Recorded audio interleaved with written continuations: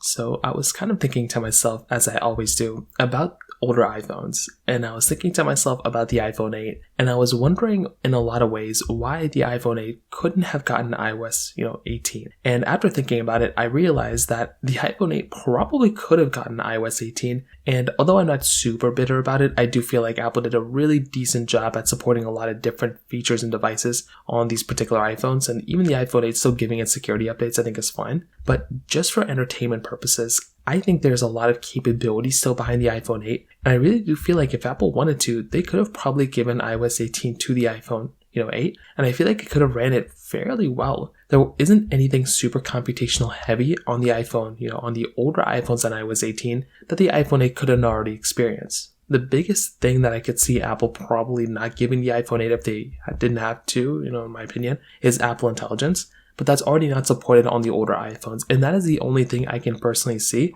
that is, a big change that's requiring a lot of resources behind a phone. So from that perspective, that totally makes sense for me. I feel like that makes total sense in a lot of different ways. But on the other side, I feel like with the iPhone 8, the power behind this iPhone and the capabilities still behind this iPhone, I think there's still a lot of reasons as to why a device like the iPhone 8 could still hold up so well, even on iOS 18. Some of the biggest changes on iOS 18 aren't really ones that require a lot of power. I mean, you have to think about it. With an iPhone 8, with iOS 18, some of the biggest things are like the changes of the control center, right? That I have seen on some of my iPhones. It is a little bit more powerful. I guess it takes a lot of power to swipe between the pages. So for some reason that maybe I could see maybe causing too many issues. But even with 2 gigabytes of RAM on an iPhone like this, it's not too terrible because an iPhone XR with 3 gigabytes of RAM, albeit more RAM, is still, kind of chugging along fairly well. So I do feel like if Apple were to go ahead and let's just say they were to go ahead and give this iPhone, iOS 18, I kind of do feel like the styling of this iPhone and the capability of this iPhone